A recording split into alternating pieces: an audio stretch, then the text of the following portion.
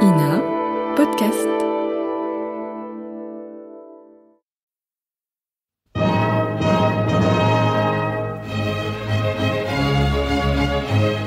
Bon baiser de partout. Une émission secrète de...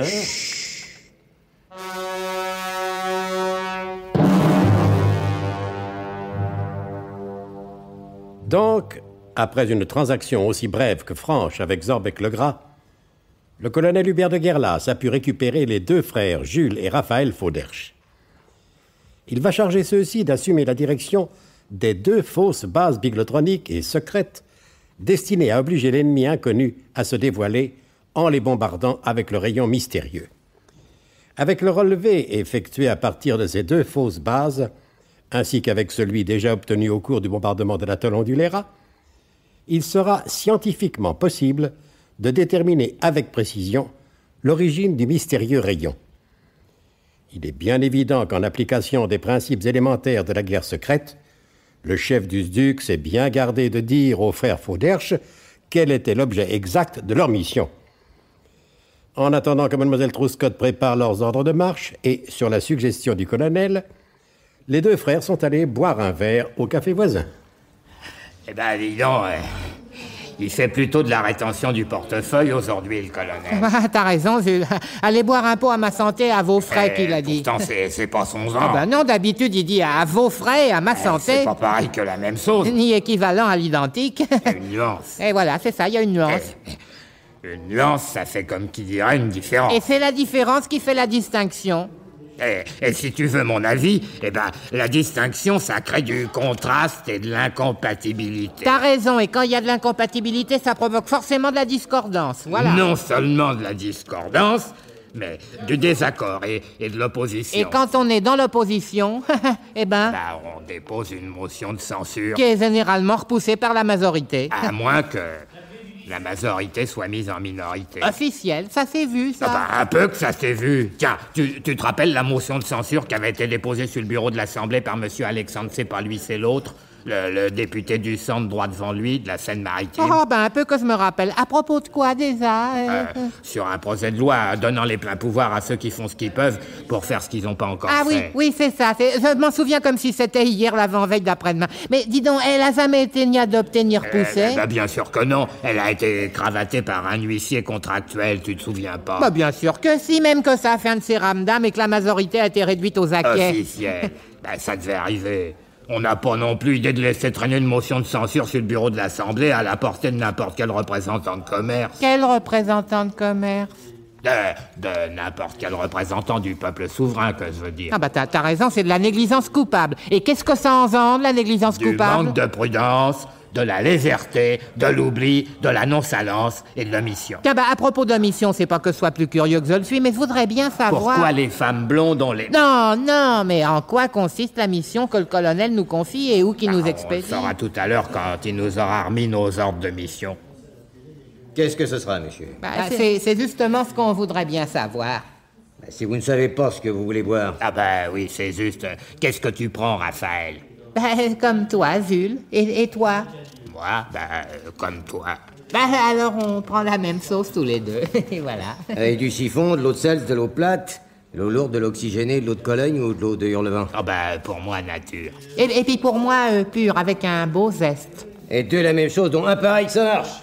Dis donc, le colonel, il nous a bien dit qu'il s'agit d'une mission de confiance, non? Si, tu penses bien qu'avec nous, ça peut pas être une mission de défiance. T'as raison, il a les pieds sur terre, le colonel. Il sait à qui il a affaire et à qui il s'adresse. J'irais même plus loin, il sait de quoi il parle quand il cause de quelque chose avec quelqu'un qui est vraiment quelqu'un. Et nous, on est doublement quelqu'un. T'as raison, Jules, on est quelqu'un jumeaux. Ah, désolé, messieurs, il n'y a plus de la même chose. La manufacture d'armes et de cycles de Saint-Étienne n'a pas livré. Mais je vous ai apporté deux pareils, c'est du tout comme. C'est même plus fin vu que ça rappe moins le crosier. Eh ben, ça ira. À la tienne, Jules. À la tienne, Raphaël. À la nôtre, quoi. C'est ce que je voulais dire. Dis donc, le colonel, il a bien dit quand il nous a parlé de poste de confiance qu'on doit occuper qu'il y en a un qui est situé au nord et l'autre au sud. Oui, mais au nord et au sud de quoi? Ça... Enfin, on apprendra tout à l'heure dès qu'on saura de quoi y retourne. Dis donc, en parlant de quoi il retourne, c'est l'heure de retourner, c'est le colonel. Hein, garçon? Laisse ça, c'est ma tournée. Ah, mais jamais de la vie, c'est la mienne, alors. T'as déjà payé la dernière il y a 6 mois, alors. Non, rien à faire, Jules, c'est moi qui régale. Raphaël, tu me fais de la peine. C'est moi l'aîné, non? Mais c'est pas parce que t'es né 1 minute 45 secondes, 3/10 chrono avant moi que ça te donne le droit de régler les consommations que je veux payer. Si, Raphaël, j'ai le droit de priorité. Alors, range ton porte-monnaie. Je peux pas le ranger, je l'ai pas encore sorti. T'as raison de plus, le sors pas. Non, allez, fais-moi plaisir, Raphaël, laisse-moi payer. Mais tu paieras la prochaine fois. Non, pas question. Tiens, où c'est que je l'ai fourré, mon porte-monnaie? Ah, j'y suis, dans mon portefeuille. Mais où c'est que j'ai bien pu le foutre, mon portefeuille? Pas le sang, puisque c'est moi qui paie. Ça m'aide la vie que je te... Ah oui, je sais, l'ai enfermé dans mon porte-carte. Oui, seulement l'ennui, c'est que j'ai pas la moindre idée de l'endroit où j'ai bien pu l'enfouir, ce sacré bon sang de porte-carte. Mais puisque je te dis que... Tu me fatigues, Jules. Ah, ça y est, j'y suis. Je l'ai accroché après mon porte-clés. Mais où c'est que j'ai bien pu enfouir? Laisse que je te répète. Jules, je vais me fasser. Ah, c'est vrai. Ouais, j'ai la tête. Je le casse toujours sous mon moussoir, mon porte-clés, par prudence et précaution, tu comprends. Mais c'est... Quoi, ça alors. Eh ben, ça alors. J'ai perdu mon moussoir. Et alors? Ah ben comment ça, et alors si j'ai perdu mon moussoir, comment veux-tu que je retrouve mon foutu porte-carte que j'avais cassé dessous pour que je le retrouve plus facilement? Ça, évidemment, j'avoue que ça pose un problème. T'es sûr que tu l'as pas perdu, ton moussoir? On n'est jamais sûr de rien, mais tout ce que c'est que je l'ai plus, alors ça... Et c'est certain que tu l'avais? Si je l'avais pas eu, je pourrais pas m'apercevoir que je l'ai plus. Logique, non? Tout ce qu'il y a de plus logique. Mais te frappe pas, tu vas le retrouver. Je vais le retrouver, c'est vite dit, à condition de remettre la main dessus. Non, aide-moi plutôt à chercher, au lieu de rester là à glander avec ton fric à la main pour régler les consommations que je veux pas que tu payes, parce que c'est moi qui veux les régler en les payant. Tu l'aurais pas mis dans ton slip, ton moussoir? T'es pas un peu siphonné, non? S'il y a des amis une boîte de petits pois, puisqu'il est recommandé d'en avoir toujours sur soi des petits pois. T'as déjà vu quelqu'un mettre un moussoir enveloppé dans une boîte de petits pois dans un slip? Moi, non. Mais il y a Bougre de Combre, du service de décryptage.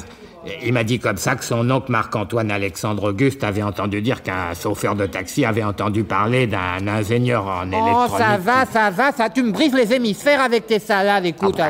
Si tu mêles les salades au moussoir que tu sers, ça va encore brouiller les pistes. Allez, laisse tomber, on va être en retard. Tu sais que le colonel rigole pas avec l'exactitude.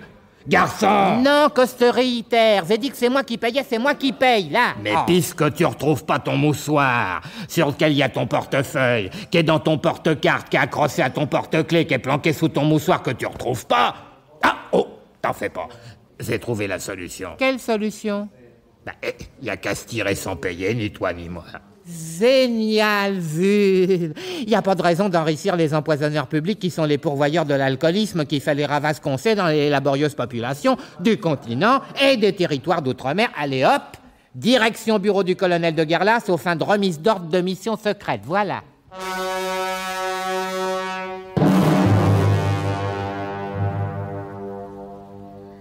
Ce long échange de vues entre les frères Jules et Raphaël Fauderche a-t-il une incidence capitale sur la suite de ce prodigieux récit?